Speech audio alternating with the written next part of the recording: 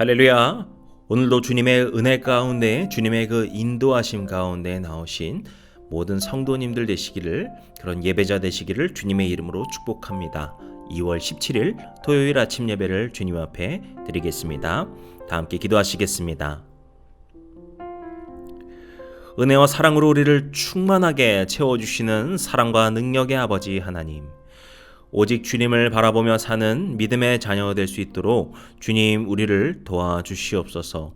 오늘 예배로 나온 주의 자녀들 주님께서 기뻐 받아주시고, 오늘 주님께서 주시는 그 말씀에 귀 기울이고 그것을 우리의 마음에 새기고 살아갈 수 있는, 그렇게 은혜로 시작하는 하루 될 수 있도록 우리의 삶을, 우리의 하루를, 우리의 시작을, 우리의 모든 순간을 주님의 은혜와 축복으로 가득 채워 주시옵소서.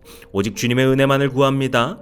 주님 그렇게 우리를 도와주시옵소서. 모든 말씀 예수님의 이름으로 기도드렸습니다. 아멘. 오늘 함께 고백할 시편의 찬양은 시편 17편 14절에서 15절까지의 말씀입니다. 여호와여, 이 세상에 살아있는 동안 그들의 분깃을 받은 사람들에게서 주의 손으로 나를 구하소서. 그들은 주의 제물로 배를 채우고 자녀로 만족하고 그들의 남은 산업을 그들의 어린아이들에게 물려주는 자니이다. 나는 의로운 중에 주의 얼굴을 배우리니 깰 때 주의 형상으로 만족하리이다. 아멘. 오늘 우리에게 주시는 하나님의 말씀은 마가복음 4장 13절에서 25절까지의 말씀입니다. 또 이르시되 너희가 이 비유를 알지 못할진대 어떻게 모든 비유를 알겠느냐. 뿌리는 자는 말씀을 뿌리는 것이라. 말씀이 길가에 뿌려졌다는 것은 이들을 가리킴이니 곧 말씀을 들었을 때에 사탄이 즉시 와서 그들에게 뿌려진 말씀을 빼앗는 것이요. 또 이와 같이 돌밭에 뿌려졌다는 것은 이들 가리킴이니 곧 말씀을 들을 때에 즉시 기쁨으로 받으나 그 속에 뿌리가 없어 잠깐 견디다가 말씀으로 인하여 환난이나 박해가 일어나는 때는 곧 넘어지는 자요. 또 어떤 이는 가시떨기에 뿌려진 자니 이들은 말씀을 듣기는 하되 세상의 염려와 재물의 유혹과 기타 욕심이 들어와 말씀을 막아 결실하지 못하게 되는 자요. 좋은 땅에 뿌려졌다는 것은 곧 말씀을 듣고 받아 30배나 60배나 100배의 결실을 하는 자니라. 또 그들에게 이르시되 사람이 등불을 가져오는 것은 말 아래에나 평상 아래에 두려 함이냐 등경 위에 두려 함이 아니냐. 드러내려 하지 않고는 숨긴 것이 없고 나타내려 하지 않고는 감추인 것이 없느니라. 들을 귀 있는 자는 들으라. 또 이르시되 너희가 무엇을 듣는가 스스로 삼가라. 너희는 헤아리는 그 헤아림으로 너희가 헤아림을 받을 것이며 더 받으리니 있는 자는 받을 것이요 없는 자는 그 있는 것까지도 빼앗기리라. 아멘. 어제 말씀에 이어서 예수님의 비유의 말씀을 계속해서 보겠습니다. 어제 예수님께서 밭에 뿌려진 그 씨앗의 비유를 말씀하셨는데요. 제자들이 그 비유의 해석을 알고자 예수님께 물어보게 되고, 이제 예수님께서 그 비유의 의미를 알려주시는 것이 오늘 본문이라고 볼 수 있겠습니다. 그럼 예수님의 그 해석은 어떠합니까? 어제도 살짝 이야기했지만 14절에도 말하는 바와 같이 여기서 말하는 씨앗은 말씀이다 라고 알 수 있겠습니다. 하나님의 말씀, 그 복음의 말씀이 사람들의 심령에 뿌려지게 되는 것이죠. 또 말씀은 예수님 그 자체이기도 합니다. 요한복음에서 태초에 말씀이 계신다라고 하면서 그 말씀을 예수 그리스도라고 하죠. 바로 주님이 그들에게 뿌려지게 되었다. 주님의 그 복음이 그들 가운데 심겨지게 되었다라는 것을 알 수 있겠습니다. 그런데 길가에 뿌려진 씨앗이 있죠.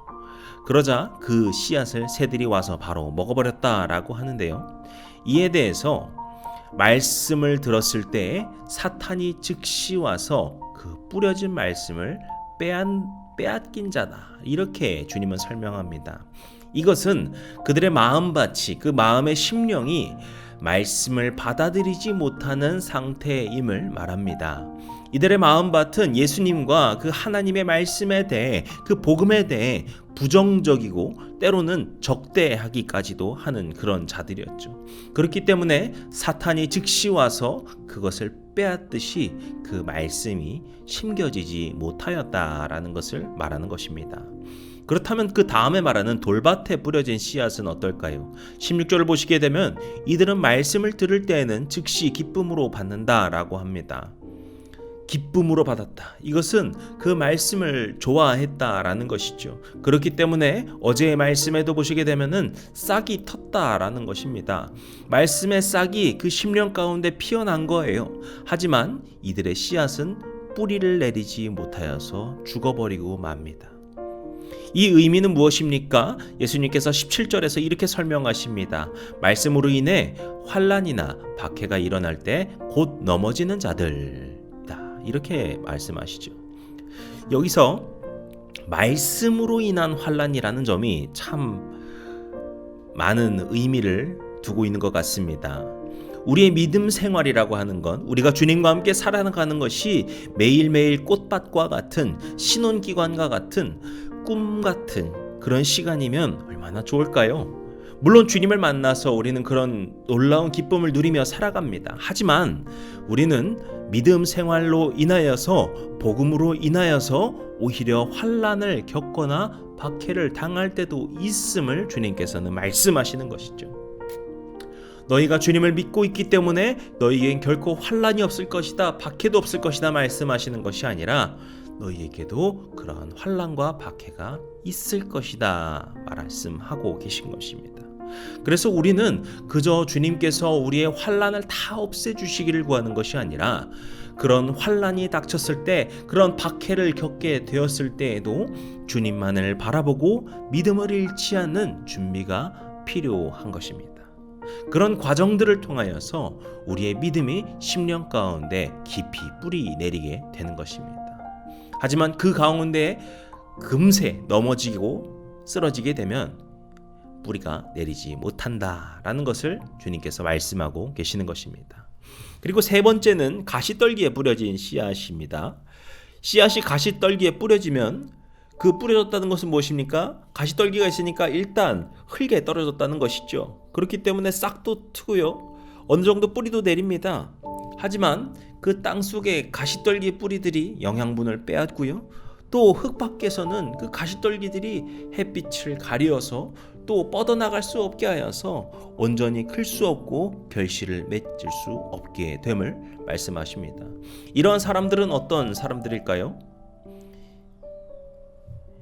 19절에 보시면 이렇게 이야기하죠. 세상의 염려와 재물의 유혹과 기타 욕심이 들어와 말씀을 막아 결실하지 못하게 되었다라는 것입니다. 세상의 염려라고 하지만 결국의 핵심은 뒤에 나오는 재물의 유혹과 욕심들이라는 것을 알 수 있습니다. 그리고 바로 이런 재물의 유혹과 욕심들이 어떻게 한다고 합니까? 우리의 말씀을 막아버린다라는 것입니다. 그렇게 예수님은 비유를 통하여서 재물의 유혹과 욕심이 우리의 믿음의 성장에, 또 우리의 말씀 밭에 장애물임을 이야기하십니다. 이것은 우리가 경제적 활동 자체를 부인하거나 우리가 저금하는 것 자체가 잘못됐다, 이런 이야기를 하시는 것이 아닙니다. 나의 삶의 중심과 기준이 예수님이 아닌 세상의 물질로서, 세상의 재물로서 그 욕심으로 자리 잡혀 있는 상태를 말하는 것입니다. 그렇기 때문에 말씀보다 세상의 것이 우선이 되고요, 말씀보다 나의 욕심이 우선이 되는 그런 상태가 되는 것이죠. 이러한 모습으로 살아갈 때 그 삶에는 결코 믿음의 결실, 말씀의 결실, 복음의 결실을 맺을 수 없음을 말하는 것입니다. 그리고 이러한 모습들을 종합하고 또 속어법으로 보면은 좋은 땅이 무엇인지 알게 됩니다. 사실 이 좋은 땅에 뿌려졌다는 사람들이 어떤 사람들인지 이야기하지 않으시거든요. 근데 바로 이런 사람들은 어떤 사람입니까? 말씀을 기쁨으로 받는 사람들이고요, 그렇게 씨앗이 땅에 심기고 환난 가운데서도 주님을 의지하여서 믿음의 뿌리를 내리고 나의 우선순위, 나의 기준을 세상의 물질이 아닌 주님께로 맞추는 사람이다 라고 볼 수 있겠습니다. 바로 이러한 심령의 밭에는 30배, 60배, 100배의 복음의 결실을 맺는다라고 볼 수 있겠습니다. 그리고 더 이어서 21절부터 또 하나의 비유를 말씀하십니다. 21절부터 22절까지는 등불을 통한 비유인데요. 이것은 드러냄에 대한 이야기입니다. 우리가 등불을 둘 때 보이지 않는 곳, 바닥 아래 이렇게 두는 것이 아니라 모두가 볼 수 있는 곳에 두어서 그 빛을 곳곳에 비출 수 있듯이 그것이 드러내져야 된다라는 것을 말씀하시는 것인데요. 이것은 하나님 나라의 비밀과 예수님이 세상에 비추는 그 생명의 빛이 세상 가운데 드러난다라는 것을 알 수 있습니다.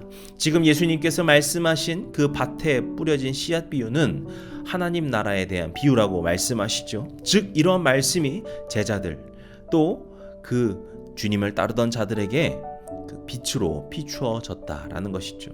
그렇기 때문에 제자들이 예수님을 따르고 있는 것처럼 우리도 주님의 빛 가운데로 나와야 함을 이야기하고 계신 것입니다. 그래서 23절에 들을 귀 있는 자는 들으라 라고 하는 말씀을 어제에 이어 다시 한번 말씀하시면서 24, 25절에 또 하나의 비유를 말씀하시는데 이번엔 듣는 것에 대한 비유로서 헤아리는 것을 말씀하십니다. 여기서 헤아린다는 것은 깊이 깨달아 하는 것을 말하는 것이죠. 주님의 그 말씀에 귀 기울여 듣고 그 말씀을 헤아려 하는 자들에게 복이 있다라는 것입니다. 그렇게 주님의 말씀에 귀 기울이며 살 것을 말하는 것이죠. 그러면서 마지막에 어떻게 말씀하십니까? 있는 자는 받을 것이요 없는 자는 그 있는 것까지도 빼앗기리라. 이 이야기는 사실 잘 보면은 앞서 말한 그 씨앗의 비유와 연결된다고 볼 수 있겠죠.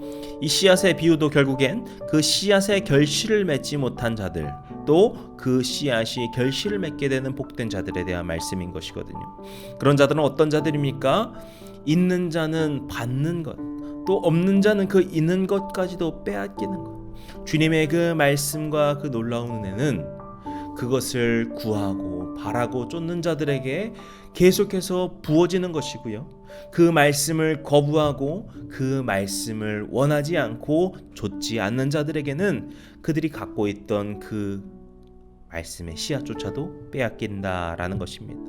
때문에 우리는 주님의 말씀에 귀 기울이고 주님을 쫓는 삶, 그렇게 주님과 함께하는 삶, 주님의 그 빛을 주님께서 그 드러내심을 사모하며 따르는 삶을 살아야 됨을 이야기하고 계십니다. 사랑하는 성도 여러분, 오늘 우리도 그렇게 주님을 따르는 모든 성도님들 되시기를 소망합니다. 주님의 말씀에 귀 기울이십시오. 주님께서 우리에게 주시는 그 음성에 귀 기울여 그 길을 따라 걸어가십시오. 또 주님의 그 말씀 가운데로 나아가시고 그렇게 복음의 결실 맺는 은혜의 삶, 복된 삶 되시기를 소망합니다. 기도하시겠습니다. 우리 가운데 일하여 주시고 우리의 마음밭을 새롭게 하여 주시고 복음의 씨앗 뿌려주시는 주님, 주님의 은혜에 감사드립니다. 또 이 시간 우리가 결단하고 결심하건대 그런 주님의 그 말씀을 귀 기울이고 사모함으로 쫓기를 원합니다. 오직 그렇게 주님 한 분만을 따르는 복된 은혜의 삶 될 수 있도록 도와주시옵소서. 오늘 우리의 하루 삶의 모든 모습이 오직 주님 한 분만을 따르는 복된 은혜의 삶 될 수 있도록 축복하여 주시옵소서. 모든 말씀 예수님의 이름으로 기도드렸습니다. 아멘. 이제 우리 주기도문 함께 드리시고 오늘 예배를 마치겠습니다.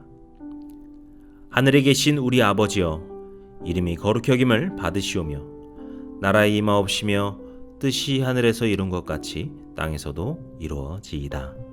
오늘날 우리에게 일용할 양식을 주옵시고 우리가 우리에게 죄진 자를 사하여 준 것 같이 우리 죄를 사하여 주옵시고 우리를 시험에 들게 하지 마옵시고 다만 악에서 구하옵소서. 나라와 권세와 영광이 아버지께 영원히 있사옵나이다. 아멘.